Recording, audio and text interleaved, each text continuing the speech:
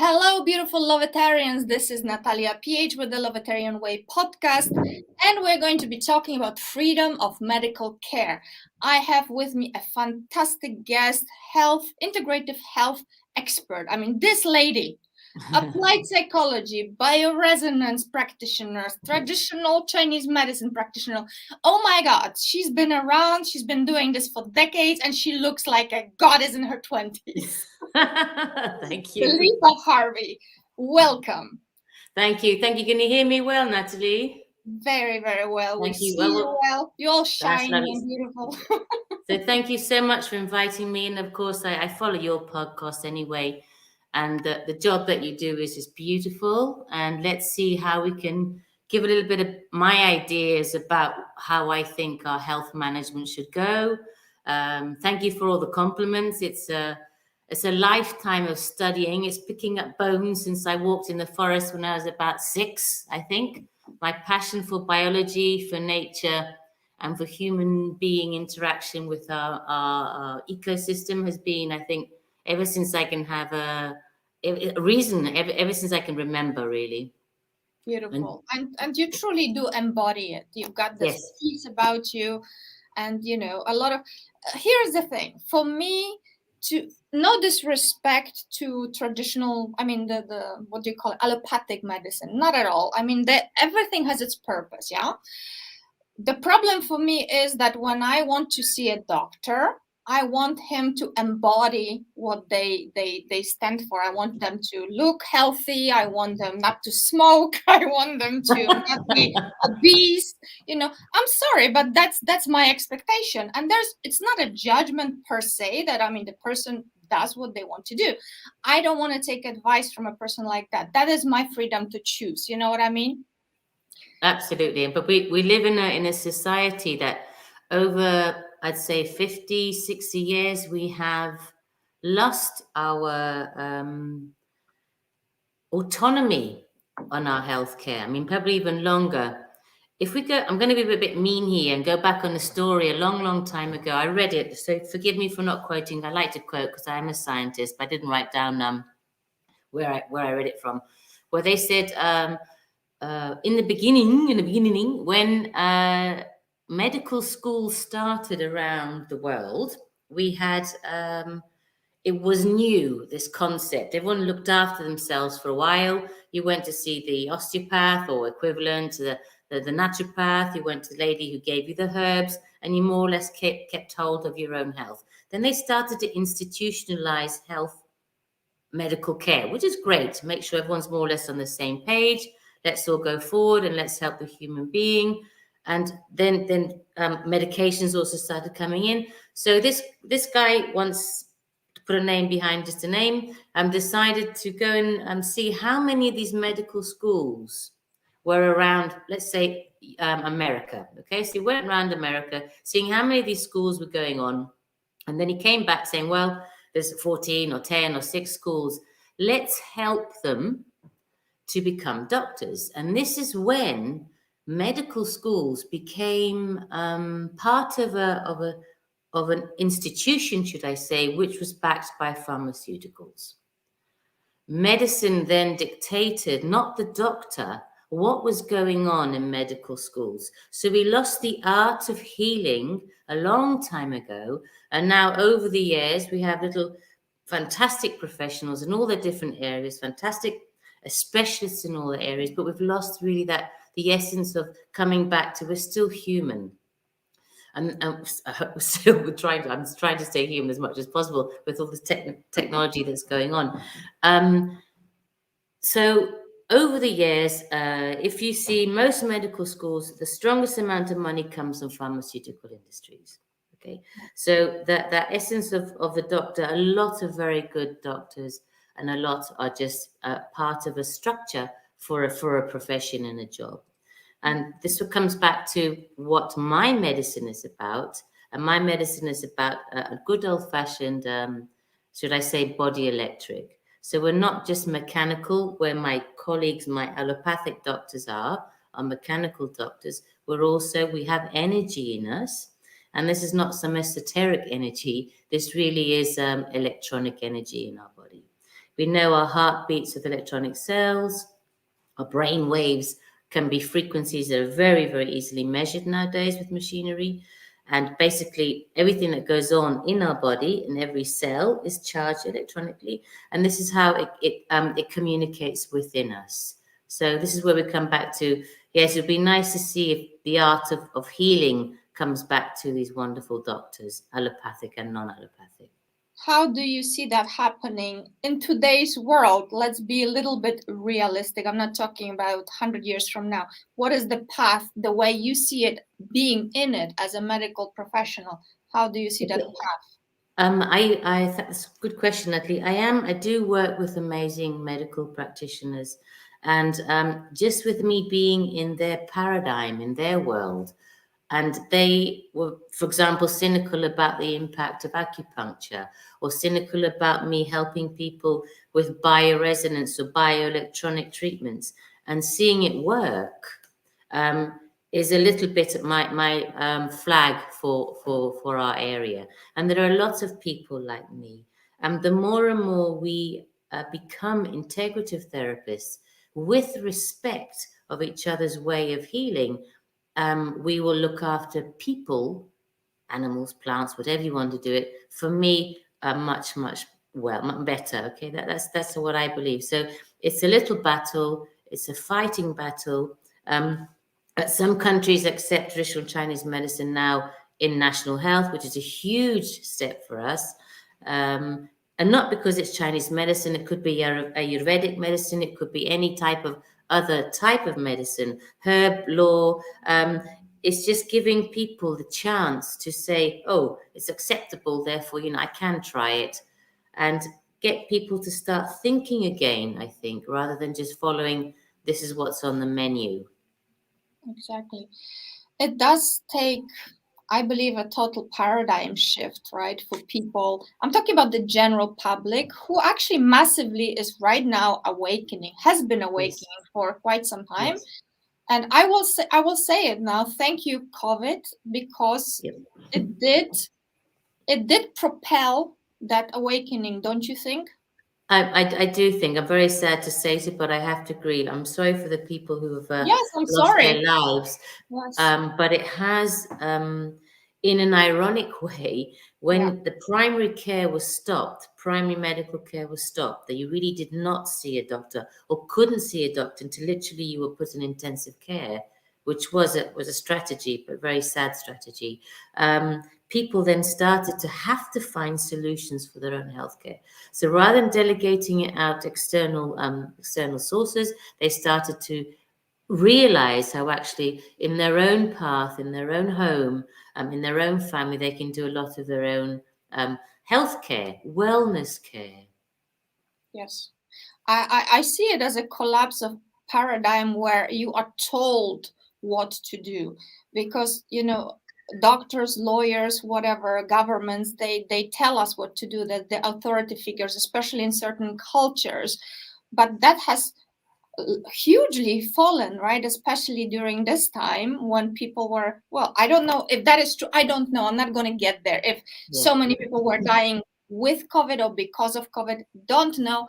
I had it, I'm here, it was not a big deal. Everybody goes through it differently, right? Nevertheless, it forced people to start to think outside of the box, as you just said. Yes. Okay. And I'm very much my philosophy of understanding health is a little bit called the terrain theory, in which literally in Chinese medicine and energetic medicine is if your body, your terrain, your pot, if we were a plant, and the soil is healthy, yes, there's going to be bugs. There are bugs in us. There are viruses in us all the time. That very, very small percentage of me here is actually human being bugs or viruses or cells. Millions and billions and billions and billions of bits in me are viruses and bacteria. And thanks to them, I'm healthy. Thanks to them, I'm alive. Thanks to them, I can digest. Thanks to them, I don't know, if there's something in my eye, it gets cleaned. So these are, we have to understand symbiosis. And extreme hygiene that we've been doing is not the answer. for killing everything that world's in our world, because we have to be in symbiosis in our ecosystem, external and internal ecosystem. It's very important. Well, a good example of that would be when I was a child. I'm sure when you were a child, we were playing in the dirt. We were doing all sorts of things, and we were eating dirt. We were kissing animals, and everything Yeah. was fine. Unfortunately, what happens today, children are overly protected, should I say that, which is actually not protecting them. Yeah. The way that children are born with cesarean, right? They're not naturally immune. There's so much vaccination going on of young children, too much, way too much. And all of this is doing what? It's killing our natural defenses, isn't it? I'm going to take a step further, Natalie. I'm going to be brave here. We're living in an electromagnetic society, highly technical. Okay, I am a technocrat. I worked in IT. I've worked in project management for over 20 years in IT. So I'm not against technology. We're sitting here talking Yes, thank you. fancy technology. Okay, but I'm just putting a word out of caution that in the same way when X-rays came out at the end of the World War, and it was an amazing discovery. We could see through the body. We could see how we can help somebody to help them if their bone was broken. We could set it. We could see illnesses. We could see problems in our chests, in our illnesses, and it was amazing. And then in a very short time, relatively speaking, we saw that this thing called X-ray was actually going through our cells and hurting us more than it was just being able to take a photo of our bone. And the poor people who were managing the X-rays, hundreds died, just to say the least, as well as the couple who actually invented X-rays. Okay, so we're saying technology is good. I'm saying technology is good, but a lot of people, and I'm going to protect a little bit the children here. We are born in a highly technical era with a lot of frequencies, electromagnetic frequencies, out of the normal range that human beings are used to. We have the spectrum comes from the sun. Our ozone protects what comes through. But what's happening now with our Wi-Fi's, and we're living in a huge microwave system, and Wi-Fi is getting stronger and stronger, and the wavelength is getting shorter and shorter, and we are constantly in an environment where we are being scanned or zapped or whatever you want to call it. This fatigues our body. This fatigues our cells. This weakens babies. This weakens mummies. Weakens me. There's days where I'm just absolutely exhausted, and there's no reason at all. But if I'm living in a city, which I am in the last couple of weeks, I'm really tired. I'm not used to it. I love my nature. I love leaving my phone at home when I can, and touching earth, which is something that I recommend. If you can, please do so. A little bit every so often is a digital detox, just for your cells, because it is my medicine. It's bioelectronic. We are an amazing machine, but sometimes we need to just unplug. Yeah. And then actually top that up, knowing that everything is electromagnetic energy, including our thoughts and our emotions. Oh, The absolutely. amount of fear that have been put into the field, especially over the last few years, and if you are still tapped into the mainstream narrative, wow, Yeah. how is that weakening your It's immunity? weakening our immune system tremendously, and fear will always upset our kidneys. Okay, so we'll be seeing a lot of problems with kidneys, a lot of problem with a retention of waters, of not basically just being very stagnated. So kidneys, we have to reinforce them on an energetic perspective in traditional Chinese medicine for fear. But behind the fear, we have sadness. Okay, and this is it's been a very sad, people losing their lives apart from that, but the whole situation of we've been told the paradigm for the last 50 years that we're going to live forever. In marketing, in let's have our Botox that looks beautiful, this we're never going to age. So for 50 years we've had a fantastic story being told to us, and in the last 2 years reality has hit like a a big tidal wave, that we can die, we may die. And, this thing called the virus is actually stronger than anything put together. So it's a bit of a reality check that we are not the omnipotent beings of the universe as human beings. We are part of an ecosystem, external, internal, and we have to live in symbiosis with our natural environment, which also means bioelectronically, electromagnetically, hygiene-wise, and everything else, and especially with our health.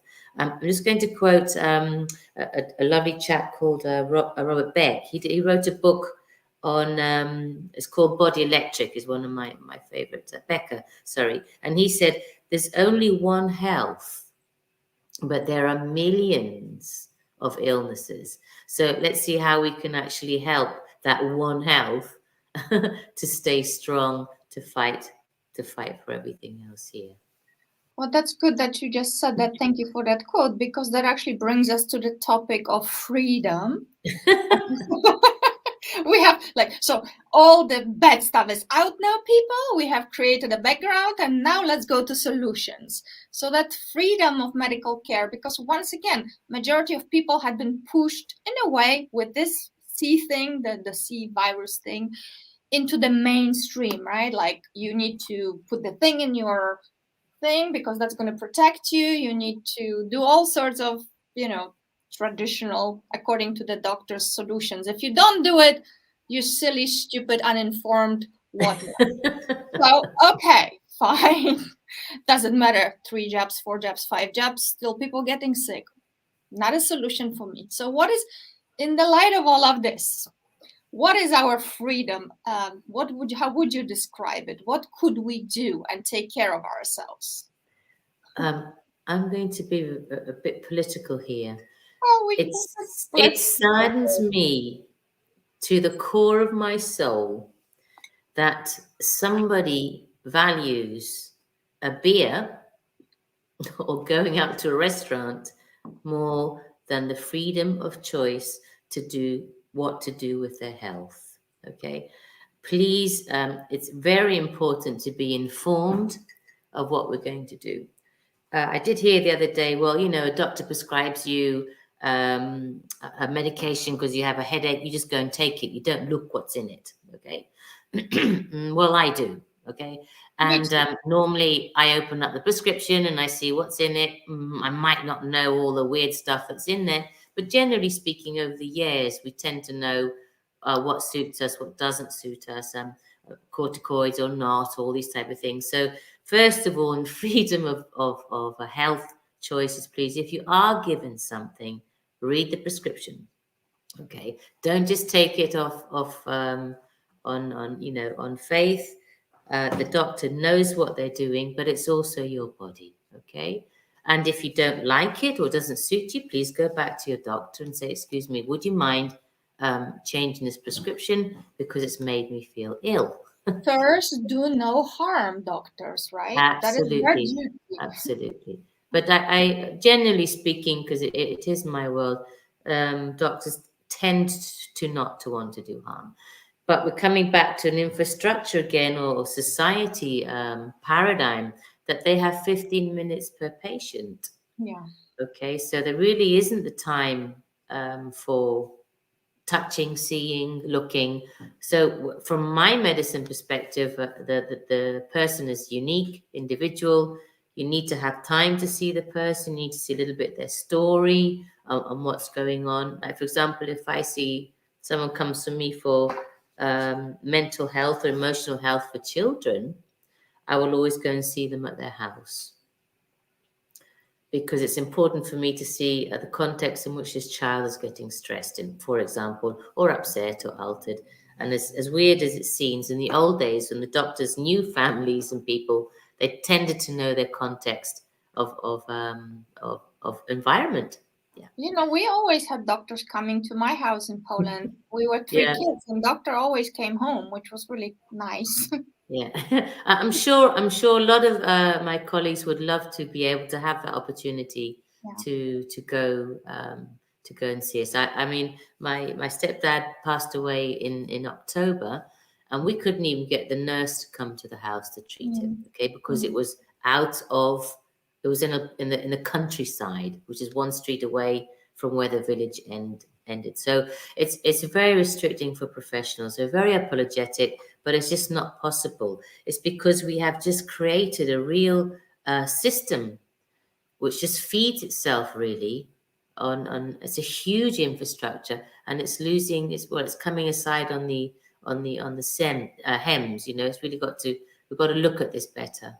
But Definitely. don't you agree? I mean, we're not vilifying anybody, and I know doctors, most of doctors, they go set out with good intentions, maybe idealism, whatnot, and then they get caught up in the system. So where would that change be? I mean, in my opinion, when I'm choosing, for example, buying organic or ecological food as opposed to whatever crap, I'm voting with my money. If I'm going to go see alternative medicine or integrative medicine practitioner, I'm also voting with my money. I have demanded that service more, right? Yeah.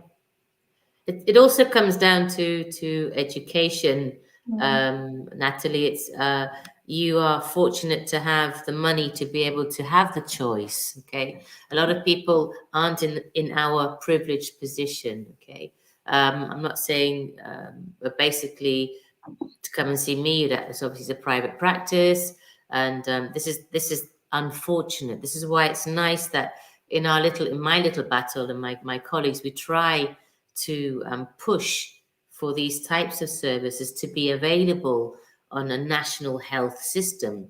I mean, this would be the ideal, lovely solution. Actually, like in China, when I was in China and I worked for the traditional Chinese medicine hospital there, or did my practical, sorry. A patient would come to traditional Chinese medicine, or they'd pop over across 2 streets away and go and see the cardiologist for, a bit more, I don't know, for them, more surgical type of things. So the choice is there. The choice was there and is there.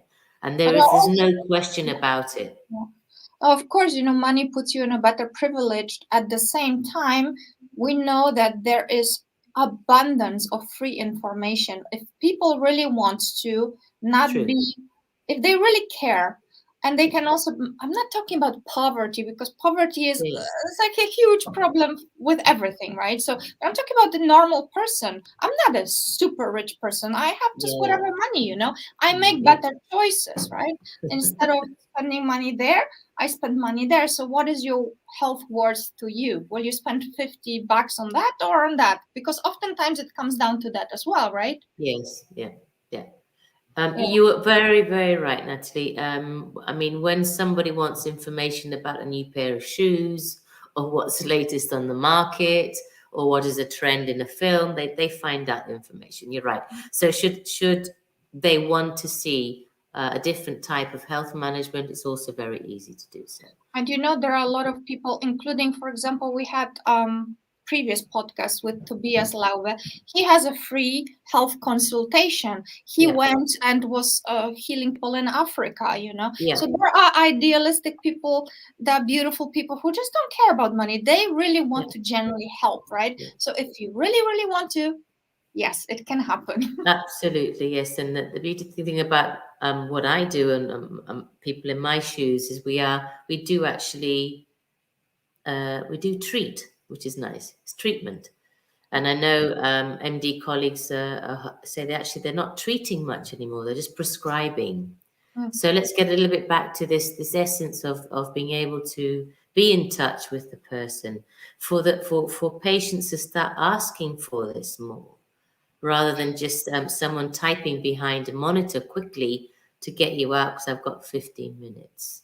I Okay. believe, yeah, I'm sorry to interrupt. Did you wanted to Yeah. finish the sentence? No, that's it. Thanks. Just something came to me because I have experience with lots of different doctors in many different countries, been traveling a lot, and I have a history of hypochondria too. So I would see a lot of doctors in my 20s, 20 years ago or something. And the behavior certainly has changed. But one thing I remember always that if they try to brush me off, you have to have a courage to call them on it. Because Yeah. there's nowhere in the book that says you have got 15 minutes. I'm like, excuse me, Mm. I'm here Yeah. to get advice, and you need to be, especially when you have a child or something, you go into a doctor and they will just, no, no, no. you stand up and speak your truth. Mm. They have an obligation to help you. Yeah. Yeah. Absolutely. Instead of just taking it, you know what I mean? Mm. Yes, absolutely. And coming back to the the power of us to actually make the choice, it's very important that we make the choice. It's very important that we start opening up our eyes, and not just counting the adverts on TV on how you're going to get better by certain type of medication. We have to have Yeah. healthy food within our capacity. We have to eat according to the seasons. Okay. We tend to eat the same thing all year round. This is when we become intolerant to different things. This then starts weakening our soil, our essence, because we're just eating the same thing. And I like pretending, that the large intestine's lazy. Oh, here we go again. What do I have to do here? And so we're not getting the right nutrition. So it's important that we vary our food. It's important that we have it according to the seasons. It's important that we have fresh oxygen, please. This mask thing is absolutely against every principle of health management. So if you have the opportunity to walk without it, do so. Hands behind your back, open up your lungs, get the oxygen. We need it more now than ever. Oxygenation is the most important thing. We need to make sure that we have the right minerals in our food. We tend to talk a lot about the vitamins, okay? But there are over 90 minerals in our body, which comes from the earth. And we have to also make sure that they're in our food one way or another. So vitamins, minerals, exercise is important. And we don't have to run a marathon. We just have to get some fresh air and walk. I practice Shinrin Roku, which is like where you go into the forest or you go into just even walking. And I was walking through Alicante City the other day. I was in my world and I just saw the most beautiful ficus tree. It must have been what comes up from behind the castle in Alicante. And I just stood there, gosh, I haven't been listening to you guys for a long time. And I just stopped and the light coming through the leaves, the grandiosity that must be, I don't know, hundreds and hundreds of years old, that tree. And so even in a city, which I am at the moment, we can connect to nature. And so these are things, it's just being aware and conscious about me, myself, how I'm feeling, a little bit low or not, or, and connect with nature. They're so knowledgeable and they know a lot more than we do. Nature does. It's a complete ecosystem and they don't complain. There's no self-pity. No. It's beautiful. Actually, I'm going to ask you something because my latest discovery, and this is a great tip for people who they will say we don't have any money to buy minerals, or we don't have money. Food is so depleted, we don't have money for quality of food. I have a tip for the poorest people of this world: get seawater and Yep. drink seawater. Can Mhm. you elaborate on that? I read a book about it, and I'm just wow. Okay. It's a very nice point actually, Natalie. It's brilliant. It's very simple. I mean, I Yeah. know people who just literally, because we're lucky to live by the sea, just dive into the water, go a couple of meters in, get some fresh water from underneath the water. Well, not the top level, the second, and you just put it in the fridge and you drink it. Why? Yes, because it's full of minerals. And secondly, we are 70% water. Okay. And brings me onto a lovely topic. We are 70% water. And I don't know if you ever heard of Masaru Emoto. Yes, of course. Okay, Yes. Masaru Emoto does that when it talks about the impact of emotions, impact on how we think and what we say to water. And it's photographed and it's videoed and experiments been done loads and loads of time. And Emoto said basically that, careful how you think. Careful how you behave because it does affect the memory of your water. Yes. So the memory of the water that comes out of the sea is just the most natural and purest form in which we can drink it, okay? And don't worry, if your terrain is healthy, if you're generally healthy, there's no amoebas going to come in and and do some funny action into your stomach because the alkalinity or actually your stomach will actually battle that anyway. So Drinking water is great. For your colds, just literally sniff it up also, up your nose, you know. Gargle a bit if you have a sore throat. If you don't have seawater, you can just make salt water at home. Good old-fashioned bit of salt and some water, and do your gargling also. So it's I very, was, very good. Very good advice, Natalie. thank you. You know, I read the whole big book about it, about the Dr. Quinton, if I'm pronouncing it Quinton. correctly. Yeah, Yeah, yeah. and He has it. he said that the seawater's composition is like human blood, and you can use it Yes, yeah. even for transfusion without all the side effects. Yeah. There's actually that they make it here in Alicante, in the province of Alicante, Yeah, Quinton.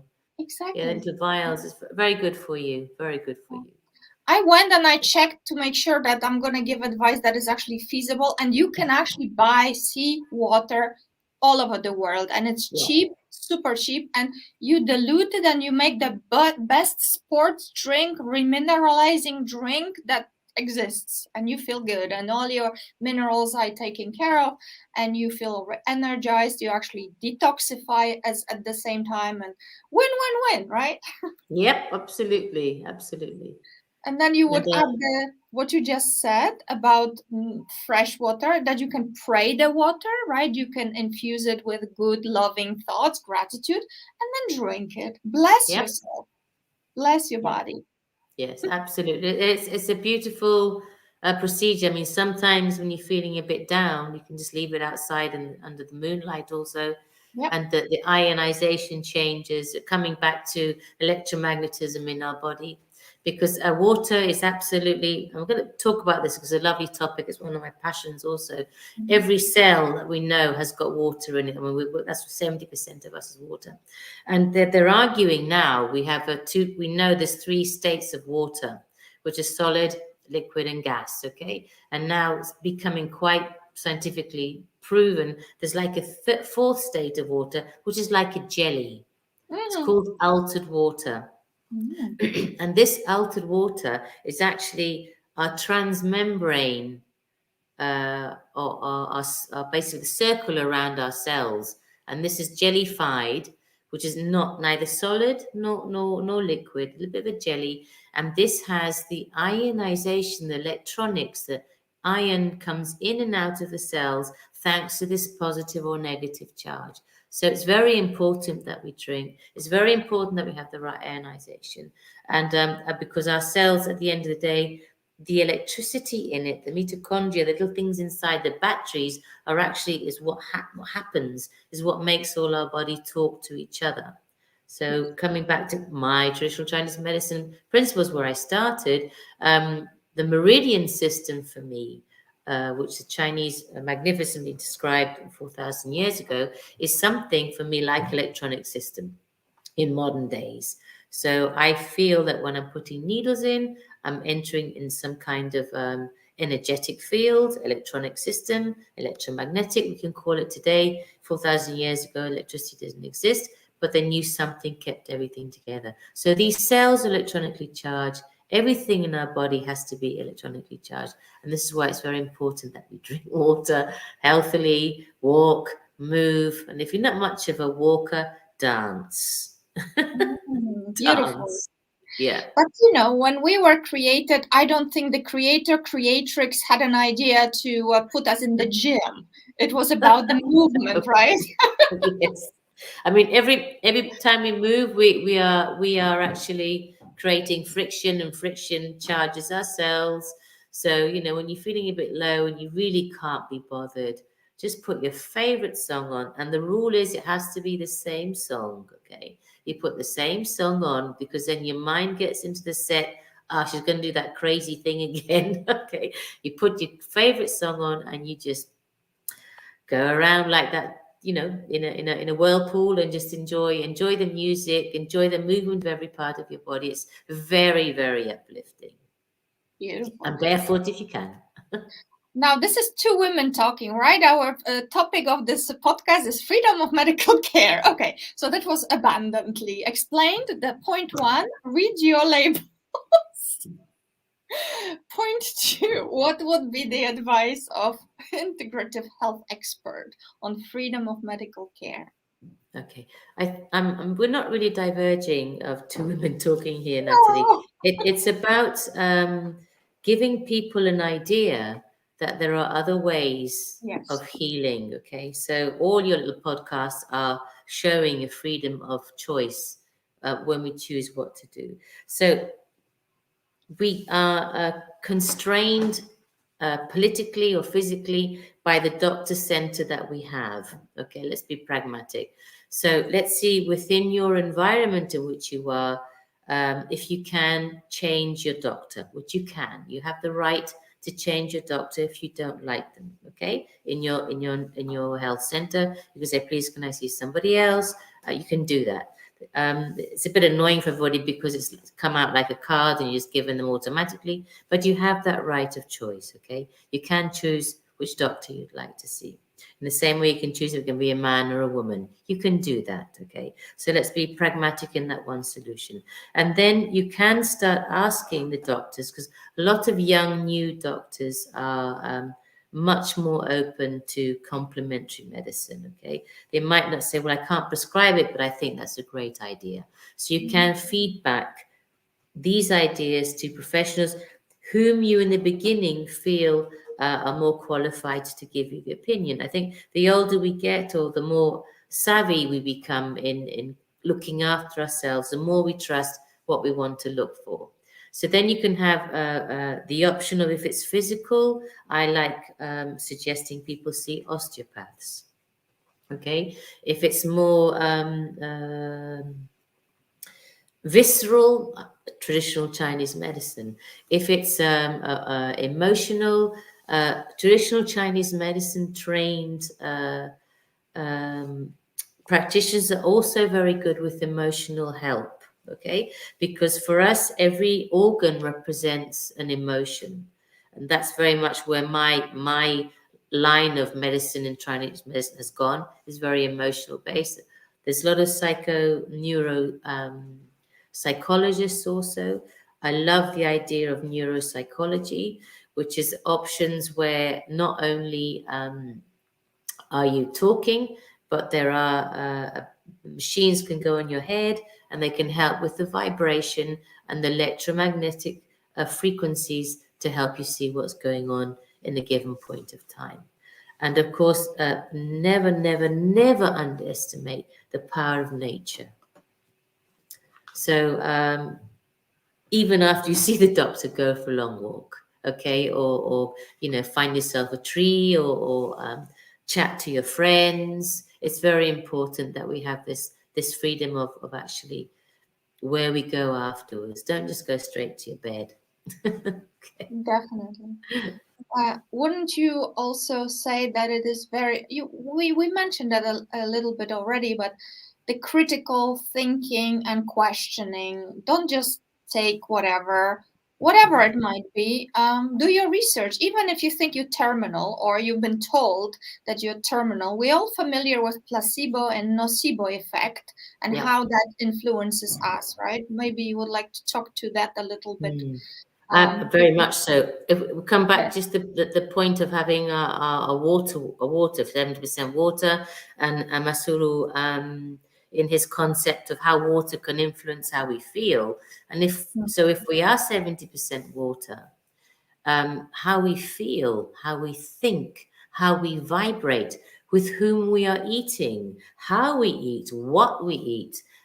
Everything has much more influence on us than we actually believe. And we'll come back to this, the technological era that we're living in. The vibrations or the electromagnetic frequencies in which we live also influences our cells, influences us. We just think that this is it, this is this is our protection. It's not. We're transparent, really. We're nothing. We're a mix of matter pushed together by information and basically electricity. This matter becomes dense because that's what we live in with gravity. But everything's going on in between. It's quantum medicine. We're solid because we think we're solid, but there's a lot going on. So it's a bit, we have to come away from this paradigm, exactly, Nati, that we're just solid. We're not. We're part of everything that is around us. It really is like that scene in The Matrix at the end of the film, where everything's just loads of lines and we're all part of this infrastructure, global, electromagnetic force of the universe. We're part of it. It's a beautiful idea. And I think when you get that, it is liberating. It is the biggest freedom, and is real freedom. Because it's very, very empowering. Absolutely. So what you think, what you feel, how you think, how you feel, all this is actually governing what is happening with the physicality of you, and largely, isn't it? Yeah. And the most beautiful frequency it's love. And it is not I'm not being hippie sitting on a mountaintop and meditating. This is It's real. scientific now, yes. It's scientifically proved the frequency of love is frequency that generates the piezoelectric cells in our heart that goes up to our brain is actually the healthiest for us. Well, as the audience knows, I don't know if you had your own experience. I'm sure you did in nature. I had mine a few years ago when I went into a series of deep trances, and I just went into the field. I was nothing in this pitch black thing, and I just felt like I'm one with it, and it's just loving me, and all Yeah, is well, and it's great. And then I got my word, the Lovetarian way. Oh, okay, that's my nature. Oh, everything that I'm not doing that is based on love and motivated by love is actually not me. It's the false. So now to absolutely. embody that is, so it's tough, that body to live that. That's another story. But that is the reality. That feeling can change anything in our system, in our life, right? Yes, and I do thanks so much. Of course, life is difficult. Okay, Oh, every day things come our way, and with my patients, what I see is just don't ask for it. It comes on its own. Okay, so our attitude will allow us to live away or not. Um, but things happen. Your kids get sick, or your husband gets sick, or your mum passes away. Of course, things happen. But it's just give yourself that chance to live in a way that's coherent to you, which makes you conscious about where we are in the world from a very peaceful place. It's really, really nice. It's nice. It's really, really, it's real freedom. So when you have this peaceful feeling inside you, and you choose which care you want to go in, it happens because this frequency which you are vibrating in, this literally this biofrequency, which is we are part of, you tend to end up with people of a very similar tribe.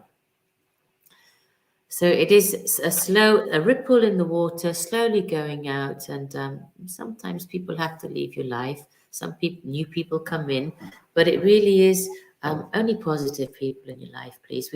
We've been through a very difficult 3-year shift in society, 3-year shift in healthcare, 3-year shift psychologically. Hopefully we're coming out of the end now, but there's a lot of healing to do now. A lot of people are lost. A lot of people have no meaning. Okay, and I'm finding this a lot in clinic. And why? What why now?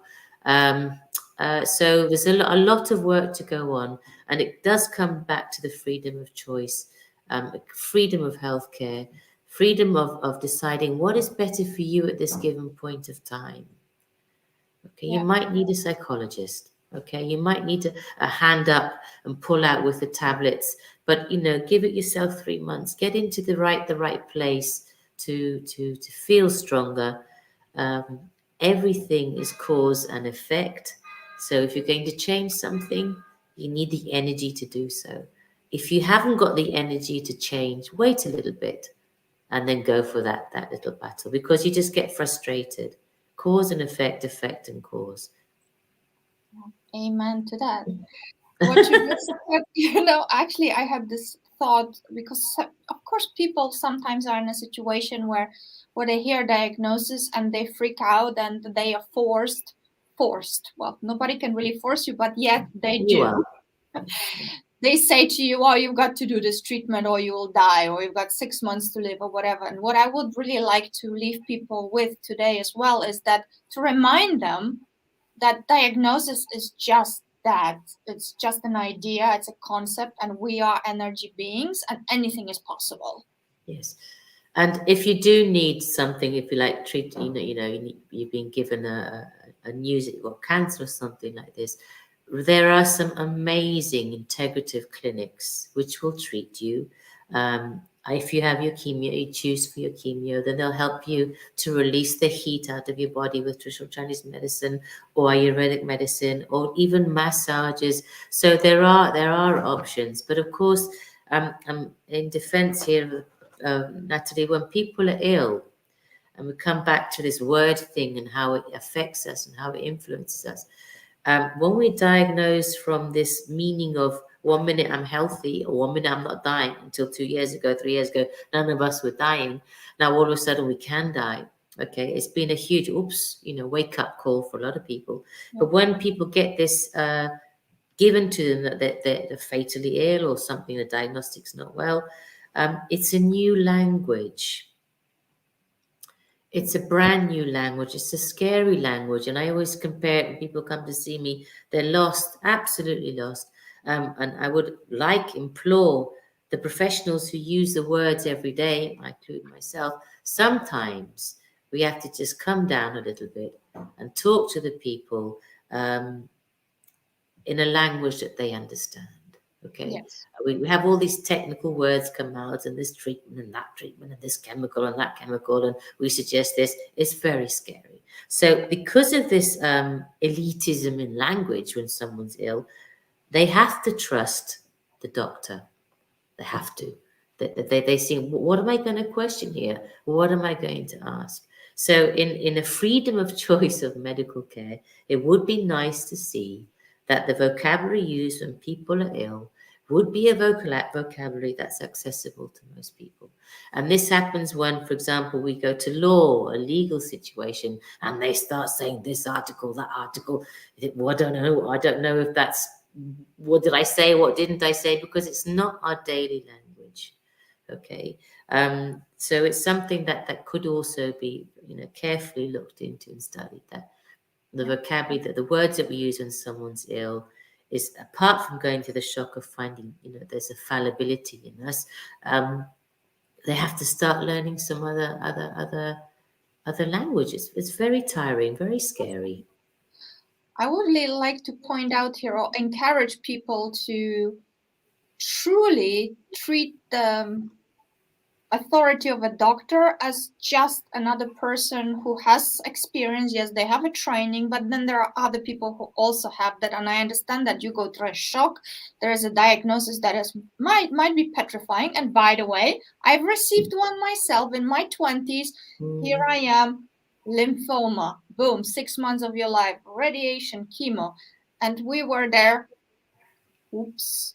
But we just chose to go like, no, I don't believe it. We just said, no, we don't believe it. And I almost had a fight with the doctor. No, I had a fight with the doctor because he was trying to convince me that, yes, you have it and you must have this, this, and this, and this. And I was like, no, maybe we will not. And we will just go and have a consultation with somebody else. Yeah. So I always advise, if possible, obviously within reason, to get a couple of different advices, because you need a consented idea of what's going on in us. I mean, you don't go and start a brand new business overnight and just jump into, and the bank's not just going to give you €1,000,000. No, you have to work at where you're going. And I mention this a lot. We are our own business. exactly. We worry about our economics. We worry about our profitability, we worry about. So all these things, if we translate it in business terms, people say, oh, what are you talking about? But we are our business. Human beings, us, me, Philippa, I am my business. So I have to look after my profit and loss. I have to look after my assets. I have to look after, what I'm doing with what I don't need anymore, which can be emotional. It can be, Yeah. physiological, but we are our own business. It's very Yeah. important that we get that back into our psyche. Yeah. I'm not delegating my business to somebody else. I would be managing it properly if you're a business person, Yeah. businesswoman, a businessman. Of course, you manage it. Well, we are the same. Yes. We've lost this autonomy. Yeah. Actually, the Lovetarian way, we know when I received all those downloads after my visions, first pillar that shaped out of it was taking 100% responsibility for your life. And Yes. what does that mean? That means that I love myself so much that I'm going to do everything that I need to do to make sure that I make the choices that serve my highest and best good. And in my world, in the world of Natalia, nooking me with some skull thing, chemo thing is just not loving to me. And, it's like, for me, it's just common sense. And Yeah. I don't want to, upset anybody, but if it upsets you, then I wonder why. Okay. Because that is my freedom to say, I don't want to put poison on my body. I would rather nourish my body. I would rather cleanse my body, detoxify my body, bring it to balance and allow it to heal itself. That is my choice. And you make your choice, right? Yeah, absolutely, absolutely. I mean, we're part in Chinese medicine. We're the elements. I mean, we're five elements. We're earth, we're fire, which is the electricity. We're ether, which is what's going through us. We're minerals. We've got loads of things. So it is important that we have to look after ourselves. We have that authority within ourselves to do so. The body's most happiest place is in health, and we only have to help it to get that place of health, of symbiosis, of natural, of being healthy. It doesn't like being ill. It naturally pushes itself to being healthy. Things just sometimes just don't give it time. And working in the wellness industry, and people come, and they give themselves 2 weeks or 3 or even 4 days. It doesn't matter, and they think, oh, this is not working. I said, it is working. You're giving your body time Yeah. to heal. You're not working, working as in, on your computer. You're not running in the car to get to work. Your body just needs this time. We're educated to be in production all the time, to be always making, doing something, and we're not being. And when we look after self in a wellness context, it's let's just be for a little bit and let our body get back into its natural state of wellness, which it loves being there. It loves Beautiful. it. Yeah. Beautiful. So, people, remember, you have the freedom to choose. Take a moment, take a breath, go hug trees before you make any extreme decisions. Philippa, last 3 minutes. What do you offer to the world? How can people work with you? How could you help them? How can they find you? I have my private practice in a little village called O'Neill.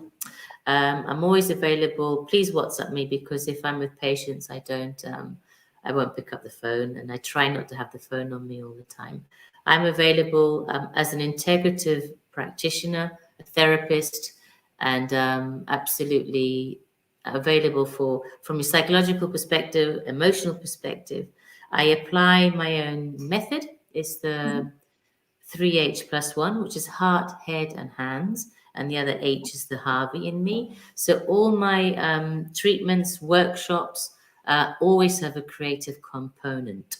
Okay, because human beings need to use their head, absolutely have to use their heart to feel, and we forget about these things, which are the most amazing creative tools that we have as an animal, as a Mhm. being, and we tend to just use all our head nowadays in this technology era. So that's where I am. I'm available, and it'd be lovely to hear from anybody. Any feedback would be great. Perfect. So, Bioresonance, yeah. So body electric, body electric, body electric. Well, I think I'm going to invite you in a few more months, then we can talk about something else. This was a very interesting topic, and I would like to actually talk for hours.